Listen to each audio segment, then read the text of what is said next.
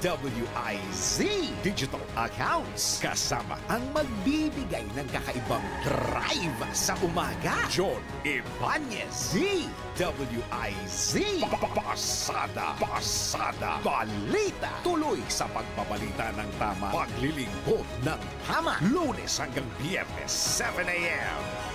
Para diretso na alive ang umaga mo. Para diretso na buhay ang dugo mo. Para diretso na ang bangon at trabaho na agad-agad. Iaarangkada na namin ang mga balitang kailangan mo. Ibibigay na namin ang mga impormasyong pinaka-latest, pinakabago, pinag-uusapan, trending, viral. Arangkada Balita live sa DWIZ Metro at Mega Manila. DWIZ News FM regional stations. Naka-live din sa lahat ng DWIZ Digital News account, Facebook, YouTube at DWIZ News website. At panoorin din ang live nationwide sa Aliw 23 Free TV. Arangkada Balita.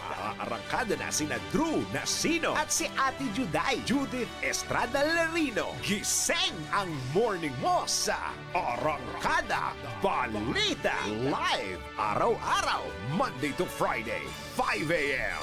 Walang yumayaman sa pagiging empleyado lang. Dapat lahat tayo nagninegosyo. Timing! Narito ang isang programang magbibigay ng tamang gabay sa pagninegosyo. Pakinggan at panoorin ang mga ekspertong magiging guest dito. Isang show para sa negosyo.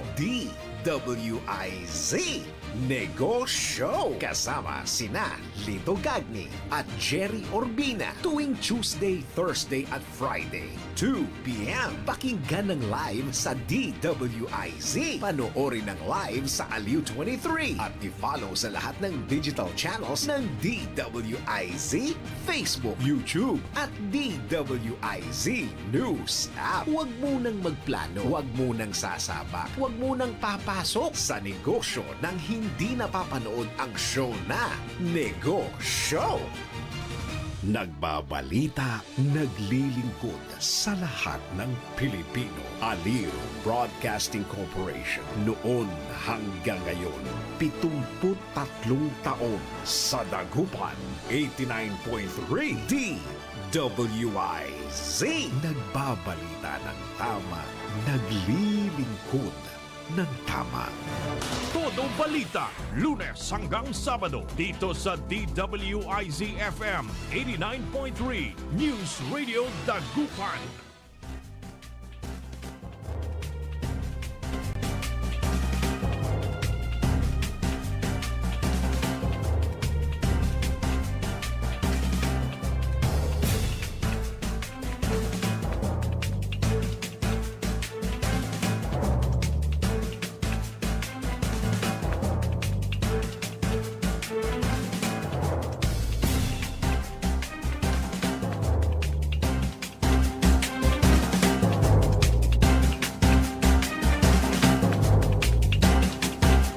Isang napakagandang umaga ng ating pagbati. Good morning, good morning, good morning, good morning. Thank you very much sa Ahoy Pinoy Gising. Araw po ngayon ng Tuesday at ngayon ay August 5, 2025. At oras na po natin programang Todo Balita at Komentaryo. As usual, sa loob ng isang oras, ihatid po namin sa inyo mga balita sa ating bansa at sa ibaing dagat. Ganyan din po pagtalakay po natin sa ating mga lokal na balita. Kami po niya matagapagbalita. Ako po si Susan Valdez Yadaw. Kasama natin si Carol Liway Iparagire. Dumako na tayo sa ating mga headlines, sa ating balitang pambansa. MRT3, libre pasahe kapag palpak ang cashless payment. Todo balita. Sawa, nahuli sa Villamor Air Base bago bumiyahe si Marcos. Todo balita. Balita sa ibayong dagat.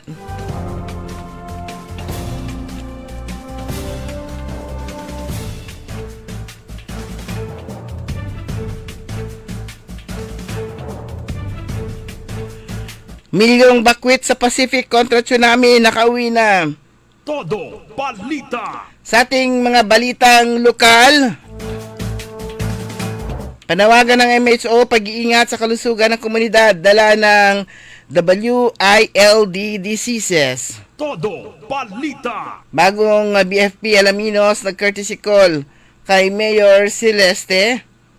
Todo Balita. Price freeze sa bayan ng Bulinaw ipinapatupad. Todo Balita.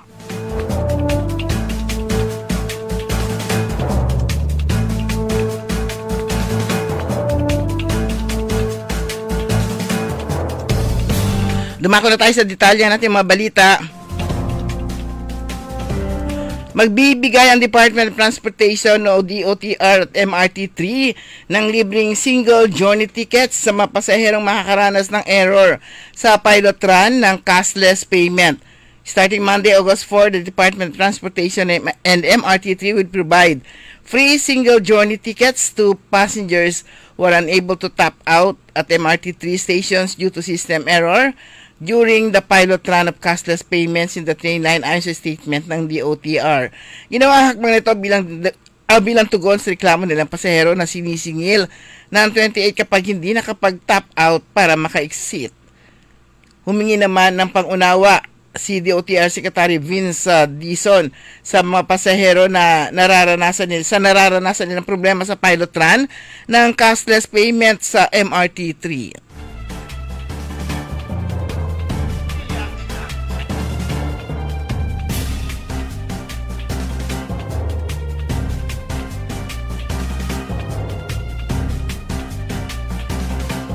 Isang may kalakihang sawa ang nahuli ng Presidential Security Command habang hinihintay ang pagdating ni Pangulong Ferdinand Bongbong Marcos Jr. sa Mahadlika Presidential Hangar sa Villamor Air Base, Pasay City nitong Lunes na umaga.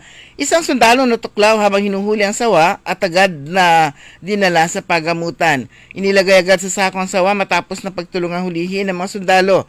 Sinabi ni Philippine Air Force Commander Lieutenant General Arthur Cordura na posibleng nanggaling sa drainage na kumukonekta sa ibang mga lugar ang sawa. Maayos naman ang kondisyon ng sundalo na tuklaw. Tumulak patungong India si Pangulong Marcos para sa 5 araw na state visit hanggang August 8.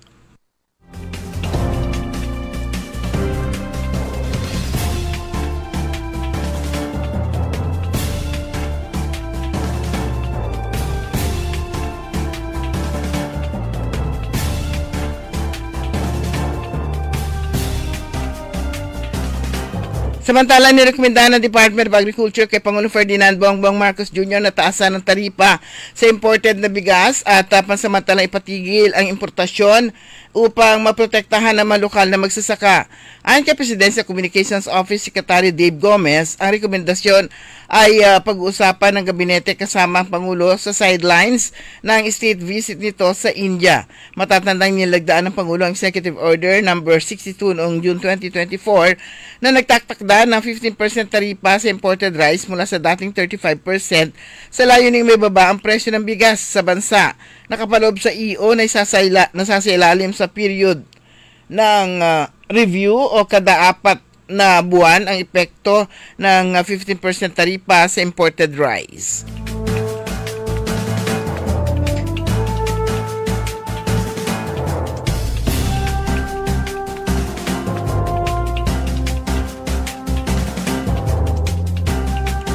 Pinatawan ng 90-day preventive suspension ng National Police Commission o NAPOLCOM 12 pulis na sangkot sa kaso ng mga missing sa Bungero upang masiguro na kaligtasan ang kaligtasan ng mga witness at integridad ng investigasyon.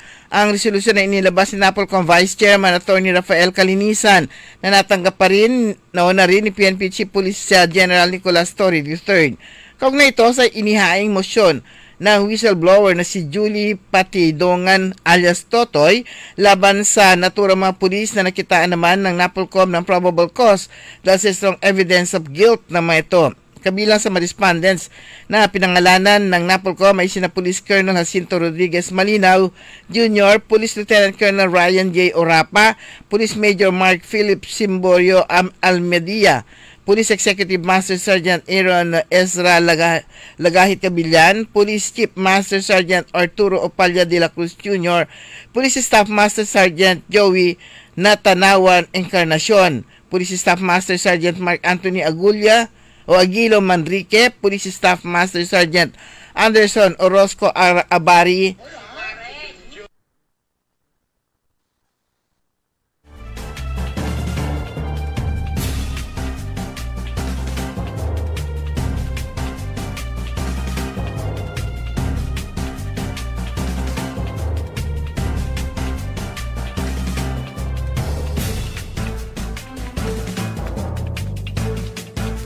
Police Sergeant Master Sergeant Mark Anthony Aguilo Manrique, Police Staff Master Sergeant Anderson Orozco Abari, Police Staff Sergeant Alfredo Uy Andres, Police Staff Sergeant Edmond Hernandez Munoz, Police Corporal Angel Joseph Ferro Martin, at Police Staff Sergeant Renan Lagrosa Fulgencio. Naharap sila sa kasong grave misconduct at conduct unbecoming, habang si Malinaw ay may dagdag na kasong grave neglect of duty.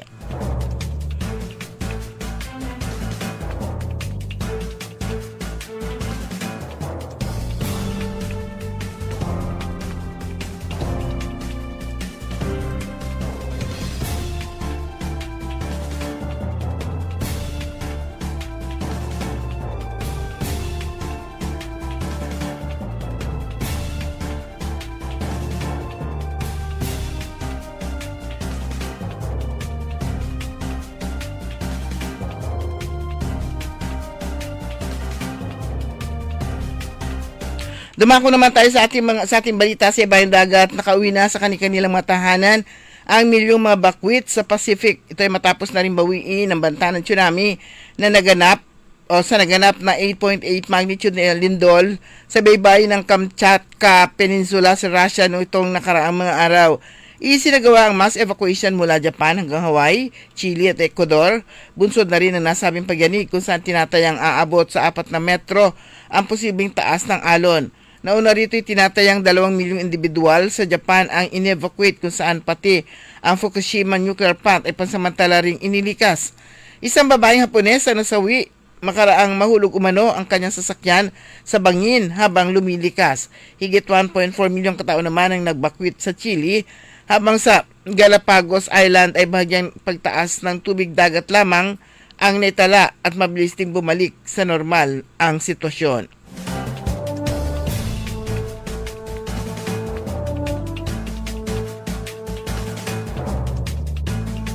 Dumako naman tayo sa ating balitang lokal. Binigyan din ni Municipal Health Officer Dr. Larry Sarito sa Health Bulletin na kanyang binahagi noong Agosto 5 sa regular flag raising o kahapon sa kanilang flag raising ceremony ng lokal na pamahalaan ng mga Aldan ang isyu tungkol sa tumitinding banta ng mga sakit na lumalaganap.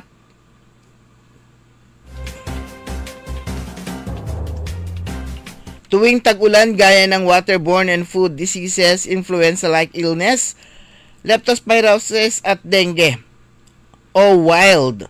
Sa mga paaralan at kabahayan, aniya mabilis kumalat ang masakit kapag naipon at naimbak ang tubig ulan o baha. Kahit pa umano ito ay malinis at naiwan magdamag, maaari pa itong pamahay na lamok na may dalang dengue.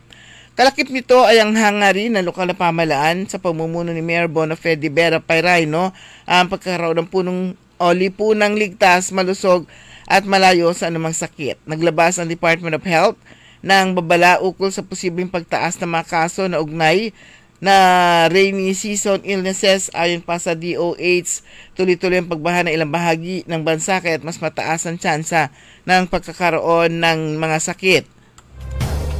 Samantala, pinalalahanan din ni Dr. Sarico ang publiko na regular na linisin ng estero, kanal at imbakan ng tubig upang maiwasan ang pagdami ng lamok at pagkalat ng sakit. Dagdag pa niya, kapag bumabaha, bukod sa dengue, tumataas din ang panganib ng leptospirosis, isang sakit na nakukuha mula sa tubig baha na kontaminado ng ihi ng hayop. Kabilang din sa karaniwang suliranin sa kalusugan tuwing tag-ulan ang influenza-like illness, Bagamat hindi ito eksaktong trangkaso, ang ILI ay isang uri ng viral infection na may mga sintomas na katulad ng flu, kabilang na ang ubo, sipon, lagnat, pananakit ng lalamunan, pangangalay ng katawan at chills o panginginig.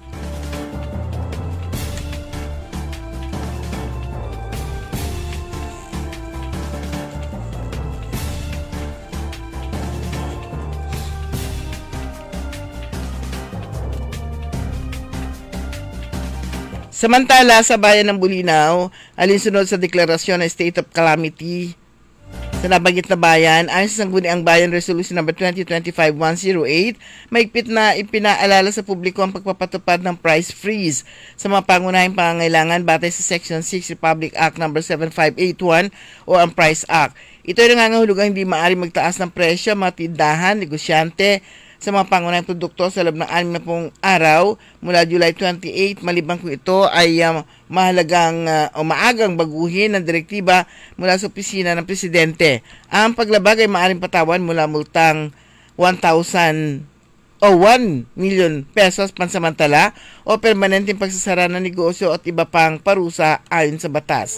Ang mga mamimili ay hinihikayat na report ng mga tindero, distributor at manufacturer na nagbebenta ng mga pangunahing bilihin ng mas mataas sa kasalukuyang presyo o sa pamamagitan ng pag-email sa lgbulinaw@gmail.com o maging sa opisyal na Facebook page ng nabanggit na bayan.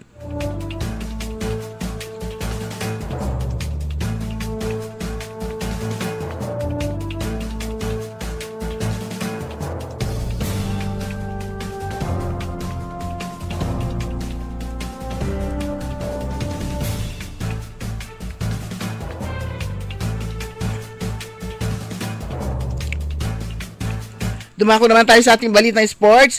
Patuloy ang pag-unlad ni Angel Ann Canino habang kasama sa Alas Pilipinas matapos nitong pangunahan ng koponan sa tansong medalya at masungkit ang hinahangad ng bawat manlalaro na tropiyo sa 5th SEA Games Leg 1 noong linggo sa Terminal 21 Korat sa Nakhon Ratchasima, Thailand. Nakamit ni Canino ang pagkilala bilang first best outside spiker matapos ihatid ang Alas Women si ikatlong sunod na pagtatapos sa pangatlong pwesto.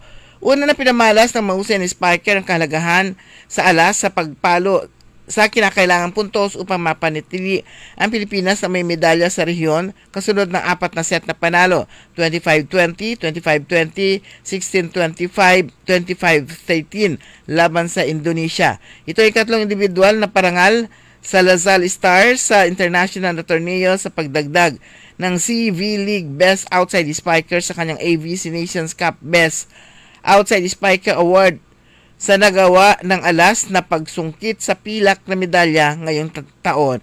Matatandaan na nanalo rin si Canino sa Nations Cup Best Opposite Spiker noong nakaraang taon. Subayan niyo kabuuan ng ating newscast sa ating Todo Balita at Komentaryo. Ano pong tagapagbalita, ako po si Susan Valdez Yadaw. Kantabay po natin si Richard Ulanday. Oras po natin, ganap na alas 5:31. DWIC. Ang balitang ito ay inihatid sa inyo ng Bingo Plus. Download Bingo Plus app now on Google Play and Apple App Store for a chance to win up to 935 million pesos jackpot prize. Visit bingoplus.com to learn more. With Bingo Plus, bingo sa saya plus sa panalo. Gaming is for 21 years old and above only. Game responsibly. Keep it fun. Magandang araw po sa ating lahat, sa ating mga bisita. Inaanyayahan ko po kayo sa aming lungsod ng Alaminos para po mabisita at ma-experience ang ating mas pinagandang 100 Islands. Marami na pong pagbabago sa ating mga isla at sana makita namin kayo dito sa aming lungsod para po makapag-swimming, makapag-enjoy kasama ang inyong barkada at ang inyong pamilya. Tara na! Dito sa Alaminos City para sa ating 100 Islands. Ang patuloy na pagpapaganda sa 100 Islands National Park at lungsod ng Alaminos ay pinangungunahan ni Mayor Art Brian Celeste. High blood, salot, milyong-milyong katao na ang namamatay sanhi nito. Kaibigan, Baka ikaw na ang susunod. At ni Mrs. Flordelisa Barbosa ti Rosario, Santiago City. Agtawenak ti 63. Manungatawin nga aglutluto akon tada karinderyat. Mariknak agpipikal ti imimak iso nga nangagak ti radyo dati agas nga pao di arko. Pinadas ko. Mayat ti epekto na. Duti food supplement nga napadpadasa kon. Awan ti epekto na. Dato'y pao di arko, idi nagtumarak, manungal daw lang, han nga agpipikal ti imakon. Awisen kay nga mangpadas, tapno maikatmat, dagita rik-rik na inyo, saksakitin nyo. Kaya kaibigan, buhay mo'y ingatan. Mag-Aldrich Pau di Arco Herbal Capsule na para kalusugan mo ay garantisado. Hoy mga suki, hanap nyo ba ay mga murang bilihin, malinis at sariwang pagkain sa pang-araw-araw at handaan tuwing may okasyon? May suggestion kami sa iyo. Tayo na sa Macador Market na kung saan inyong mabibili ang mga mura, sariwa, malinis at ligtas na bilihin tulad ng karne ng baboy at baka, manok, isda, gulay at iba-ibang sangkap sa pagkain. Matatagpuan din sa Macador Market ang dry goods, groceries, eateries at fruit section. Kaya ano pang hinihintay nyo? Gawing bongga ang handa mo everyday with Macador Market. Macador Market is open from 4 a.m. to 8 p.m. Visit us at Macador Market, Galvan Street at Zamora Street sa downtown Dagupan City. DWIZ Susan Yaraw Sa Todo Balita. Okay mga kaibigan, oras po natin, ganap na alas 5:34 at welcome po sa ikalawang bahagi natin programang Todo Balita at Komentaryo. Ako po yung tagapagbalita, Susan Valdez siya daw. Alam ko nga may kaiba tayo si Caron Liway Iparagire. Pero alam ko nga na mod. Nagising na ako ng maaga kaya lang inidlip. Ang aga kasi, kaya sige, idlip pa ako ng konti. Ayun. Nalitay ng konti. Pero Tuesday na po ngayon at ngayon ay August 5. Bilis po na araw. Kahapon, August 4. Regular session ng Sangguniang Panlusod. At nakalimutan ko, akala ko ngayon regular session ng Dagupan City kahapon. Ang regular session ng Dagupan City. Kaya lang nakikita natin parang nakakalungkot po yung nangyayari dyan po sa siyudad ng Dagupan. Nabasa natin o napakinggan natin yung privilege hour. Buti na lang nakapagsalita pa siya si Councilor Dada. Mamaya hanapin ko dun sa pwede rin hanapin mo Richard yung sa mamaya forward ko sa iyo pag nahanap ko. Pero ito lang part lang ito ng sinabi ni Councilor Dada Manawis Reyna. Sabi niya, kasi meron parang sinabi sa kanyang, tumabi ka na lang. Parang ganon. Sabi niya, hindi ako naupo sa sanggunian para tumabi, kundi para tumindig. Oo, mag-isa ko, pero hindi ako pipikit sa mali. Hindi ako pipi sa pamumulitika at lalong hindi ako tatalikod sa taong bayan. Hiling ko lang pantay na pagtrato. Hindi gantimpalang may kulay politika. Staff lang hiningi ko para mas mapagsilbihan kayo, hindi para sa sarili ko. Kung prinsipyo at katotohanan ang kapalit ng katahimikan, pipiliin ko pa rin ang tumindig mag-isa. Dahil sa dulo, mas malaga ang konsensya kaysa kumpiyansa na may kapangyarihan. Hindi ito drama, itong realidad sa loob ng sanggunian. Mag-ingat po kayo pag uwi. Ako, uuwi na mabigat ang puso, pero buo ang dangal. Ayan, mamaya natin, sabi ko, hanga ako. Sabi ko kay Councilor, hanga ako sa iyo, Councilor. Sabi ko sa tapang mo. Kasi naiiyak ako nung nakikinig ako dun sa habang nagsasalita siya. Mararamdaman mo na, yun nga kasi nag-iisa nga siya dun sa bilang oposisyon, nag-iisa siya. Sabi ko, kapit lang. At baka kapit lang kasi isang taon pa yan na pakicheck lang dyan na sined na. Isang taon pa yan na, hindi isang taon. Nakakaisang buwan pa lang siya. O wala pa isang buwan kasi start sila ng July. O meron na isang buwan na. Isang buwan na ngayon kasi August na ngayon. Sabi ko, kapit lang kasi 3 taon yan. Sabi nga niya, nagbibilang na raw siya. 35 months pa yung kanyang bubunuin kasi nga 36 months yan. Pero bakit gano'n ang nangyayari? Sabi nga niya yung akala ko, sabi niya, yung tao pa na hinahangaan ko dati.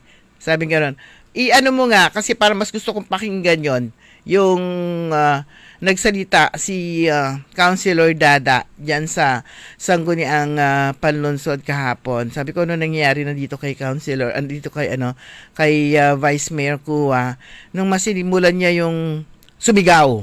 Kasi nung nasimulan niya yung sumigaw at walang although majority yung kasama niya noon, although majority yung opposition noon, walang pumiyok nung sumigaw siya.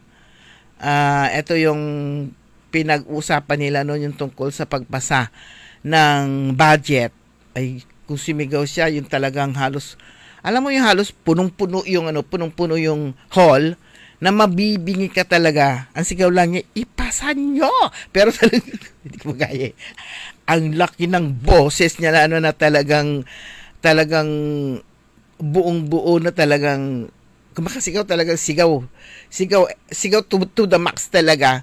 At ilang beses na rin yan na parang napapasaltula, nasasanay na siya na, ay ganyan pala, pwede ka pala magalit ka lang na magalit, or parang anong tawag nito, martial law, ikaw ang boss, parang ganon. Samantalang ang Vice Mayor, presiding officer, kumisan dapat nagpipreside lang yan.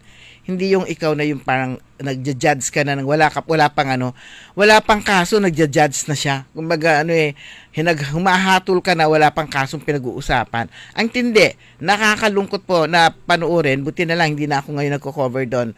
Pero yung napapanood po natin sa Facebook, yung kanilang session, nakakalungkot yung nangyayari na nakikita natin. At nag-iisang Councilor Dada Rey na walang kalaban-laban. Kung ganun. Kasi wala po siyang staff. Pero sila tig sa 10.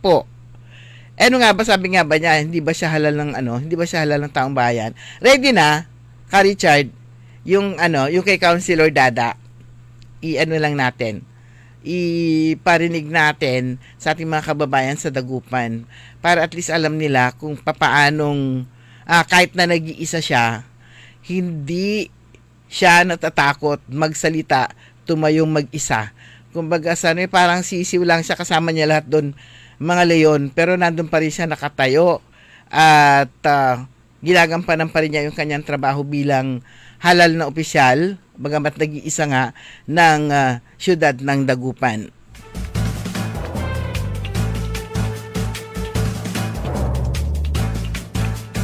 Ayan, kasi kakasend lang natin sa kanya.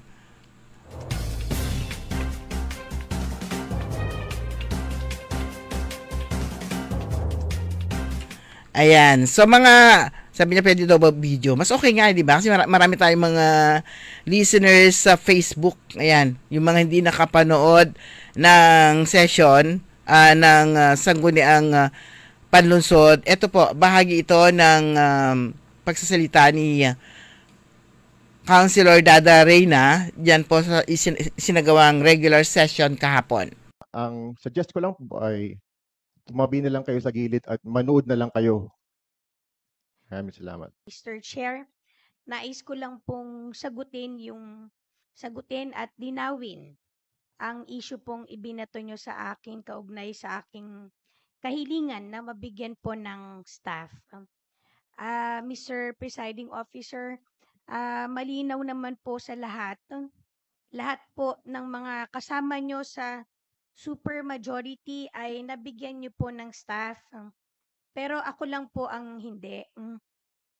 Kaya malinaw din po yung tanong ko sa inyo, Mr. Chair, ano po yung inyong dahilan at ako lang po yung inyong pinagkaitan. Ako po ba ay hindi halal ng taong bayan? Ako po ba ay hindi miyembro ng Sangguniang Panlunsod? O dahil ba ako ay nag-iisang oposisyon, kaya hindi ako karapat-dapat bigyan ng staff. Ba ako ay nag-iisang oposisyon, kaya hindi ako karapat-dapat bigyan ng staff. Mr. Chair, gusto ko rin pong balikan yung tanong kanina na ano ba ang kinalaman ng Mr. Chair, gusto ko rin pong balikan yung tanong kanina na ano ba ang kinalaman ng staff mo sa taong bayan? Ang staff ko po ay may kinalaman po sa taong bayan dahil sila po ang tumutulong sa akin sa opisina sa pagproseso po ng dokumento, paggawa ng ordinansa, paggawa ng mga resolution, pag-review ng mga dokumentong ibinibigay sa ating opisina, pag-follow up po ng mga concerns po sa barangay. Dahil po sa kanila, Mr. Chair, mas maayos, mas mabilis, at mas epektibo po akong nakakapaglingkod. Mr. Chair, hindi po ito personal. Hindi rin po ito luho.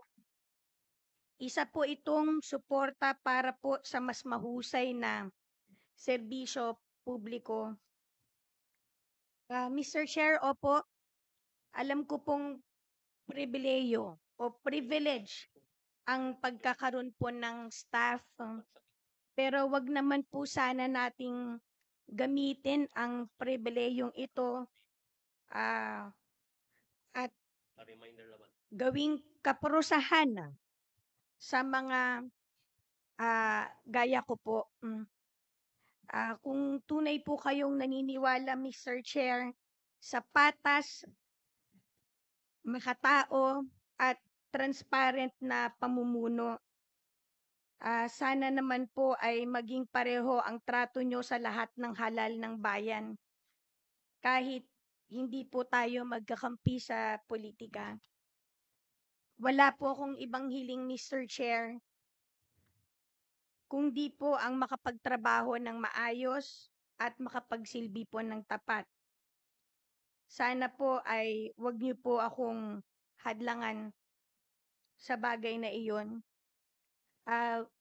Gusto ko rin po kayong balikan sa sinabi niyo po kanina na tumabi ka na lang. Hindi ko po alam kung biro po iyon kasi nagtawanan po kayo. May nakita pa rin din po kung may nagpalakpakan.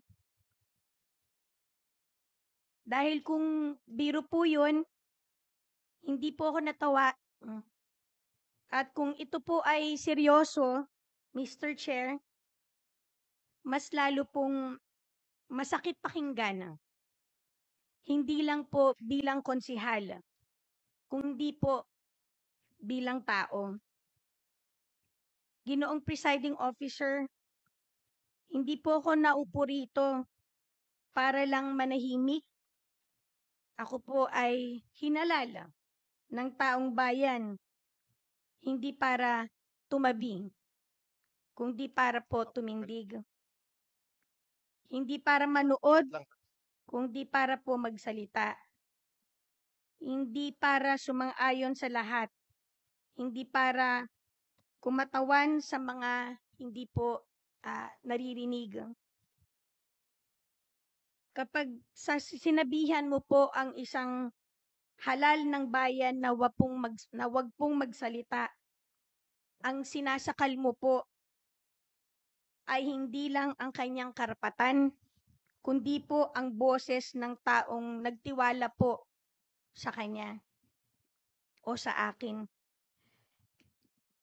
Hindi rin po ako pumasok sa politika para makisiksik sa mga komite o para po makipagpalakpakan sa lahat ng desisyon.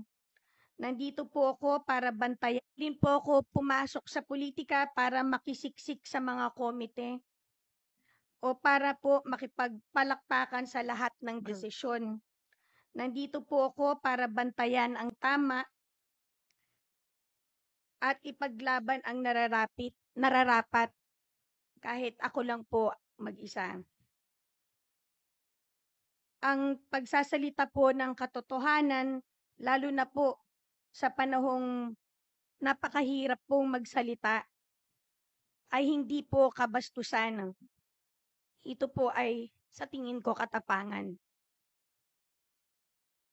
Kaya paumanhin po, pero hindi po ako tatabi at hindi po ako tatahimik. Hindi rin po ako tatalikod. At hindi po ako tatalima sa utos ng kung sinong may kapangyarihan, kung ang kapalit naman po ay konsensya at dangal. Sa puntong ito, Mr. Chair, I will rest my case. Alam ko na po ang sagot nyo. Malinaw na, kahit masakit. Dapat din po sana atang masanay ako. Masanay ako na siguro dito mismo sa loob ng sanggunian, ako ay pagtatawanan, pagkakaisahan, at madalas ipapahiya ng mismong taong dati ko pong hinahangaan sa larangan ng pampublikong serbisyo. Ako na lang po ang uuwi ng may bigat sa puso. Pero buo ang prinsipyo at tahimik ang konsensya. Yun lamang po, mag-ingat po tayo sa pag-uwi. God bless you all po.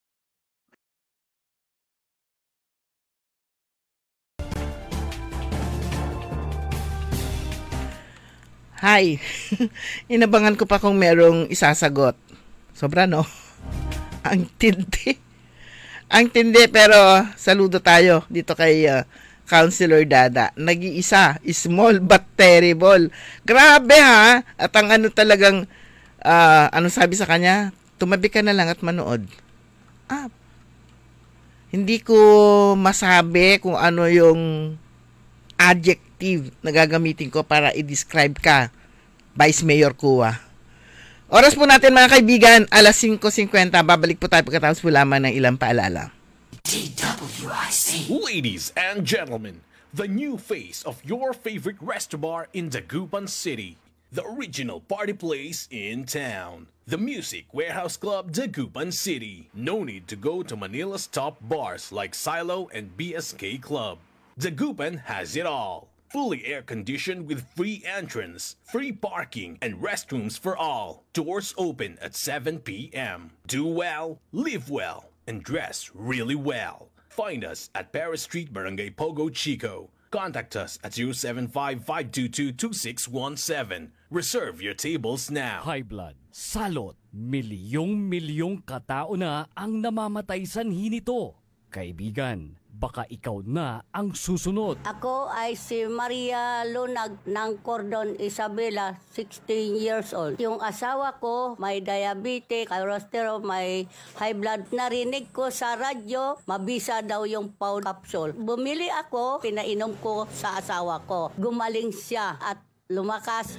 Kayo mga kabarangay ko, gumamit na kayo ng Pau capsule. Kalusugan mo garantisado. Kaya kaibigan, buhay mo'y ingatan. Mag-Aldrich Pau de Arco Herbal Capsule na para kalusugan mo ay garantisado. Oy Suki! Mananap kayo na mamuran sa saliwan? Malinis tan sariwan panangan para at agaw-agaw yapon siya no walay okasyon? Walay suggestion meet si kayo. Galila at Macador Market. Yadiman, makasaliw na mamura. Sariwa, tan malinis, yasa saliwan niya karne na baboy tan baka. Manok, sira, nagising tan nanduruman Ricardo para ed panangan. Narumog yung at Macador Market so saliwan na dry goods, groceries, panangan, tan wala mat so lakuan na prutas. Anthony Seren so alagaran nyo, gawa yung nanduruma supon sa'yo agaw-agaw at Macador Market. Lukas agaw-agaw so Macador Market, manlapon alas 4 at palbangon, anggad alas 8 yalabi. Bisita kila at Macador Market, Galvan tan Zamora Street, Jad Downtown at Syudad na Dagupan.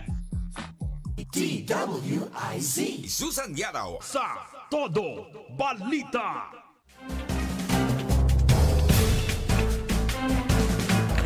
Meron pa tayong 7 minuto na lang bago sumapit ang alas 6 ng umaga.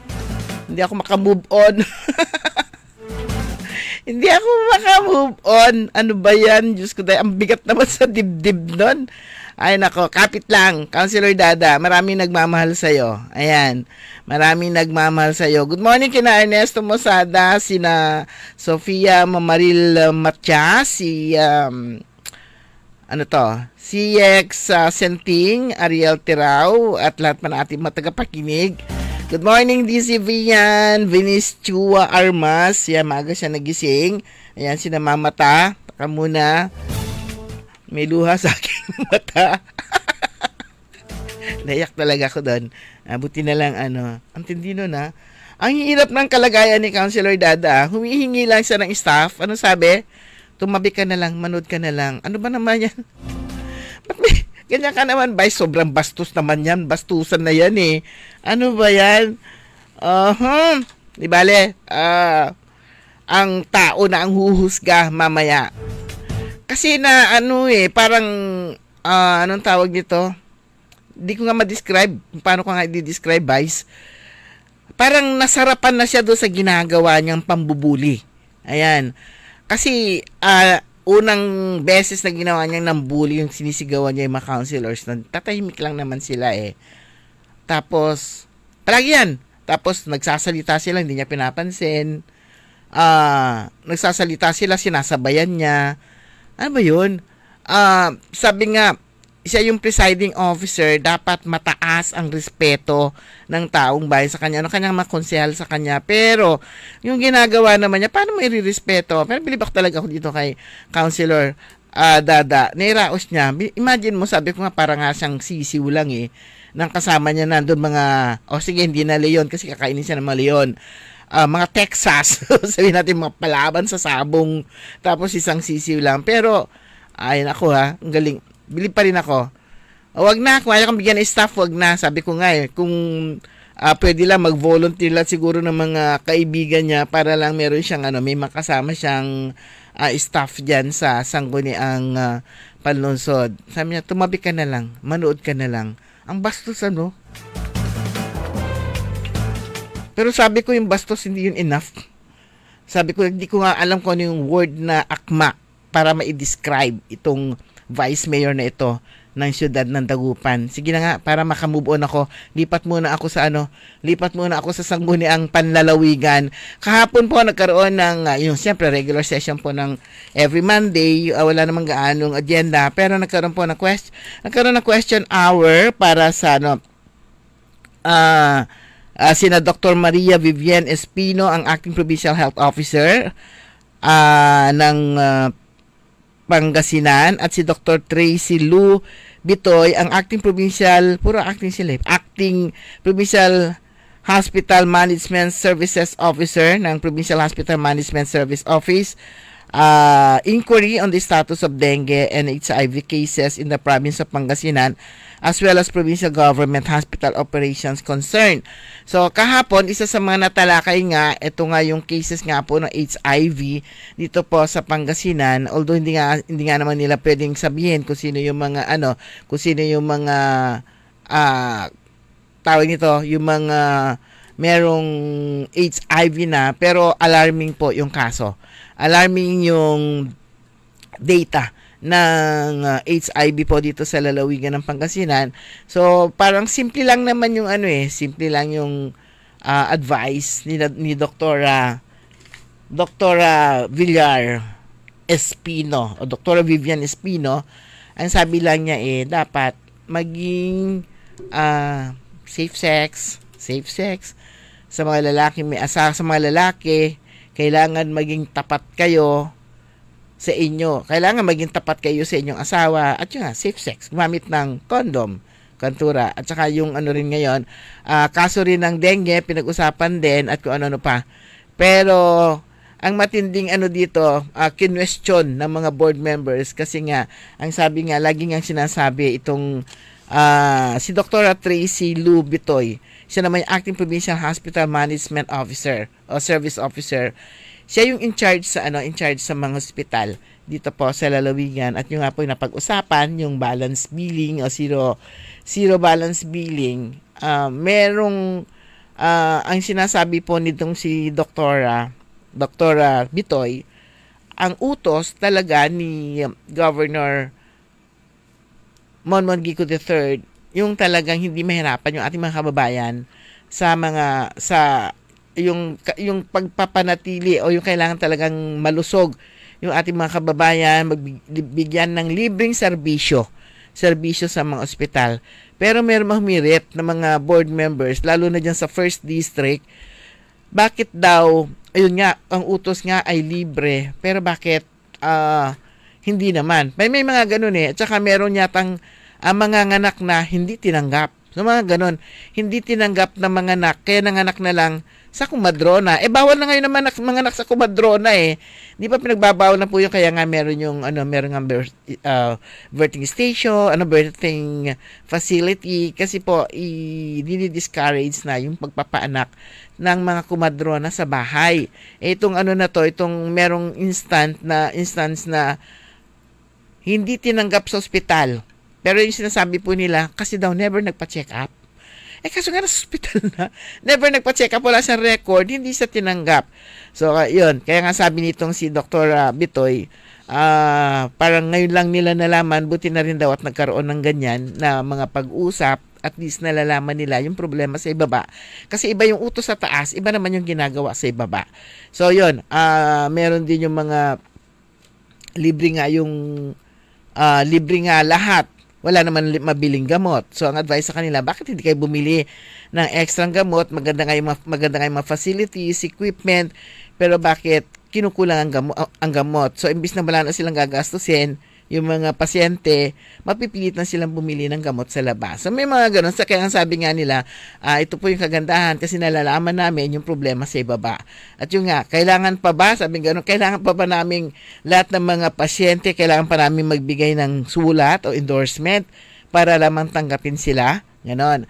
Meron naman ganoon kahit nga dito sa hospital po dito sa Dagupan, maganda yung mga sinasabi ni director, pero pagdating sa ibaba, iba naman yung ginagawa ng mga nung iba yung pinapatupad sa ibaba. So yun siguro yung mga dapat na ayusin at yun yung isa sa mga nakita po nila na problema na dapat ding tugunan din ng mga nangangasiwa po ng hospital. So yun, pero parang ang bilis ng oras natin mabilis, alas 6 na. Alas 6 na, ganon kabilis. Okay, good morning po, JG Gamboa, Madam Rose, ayan, at saka si Kuya Benjitan, good morning, at saka ayan, lahat ng, nawala na yung ating binabasa dito. So, wala na po tayong sapat na oras. Mamata, good morning, at saka yung ating matagapakinig dyan sa Malimgas, dito sa may Fernandez Avenue, Fernandez Street. Good morning sa inyo. At sa lahat ng ating mga tagapakinig, wala na po tayong sapat na oras. Nabayanan po ninyo. Susunod agad, early in the morning, makasama po ninyo si Karen Ol Navarro, programang Todo Balita at Komentaryo. Kami po niyo nakasama. Sa technical side, si Richard Ulanday, sa ngaran po ni Kaaron Liway. Ako po, si Karen Susan Valdez Yadaw. Magandang umaga po sa inyo lahat. Sumain nyo ang Todo Balita, Lunes hanggang Sabado, dito sa DWIZ-FM 89.3 News Radio Dagupan.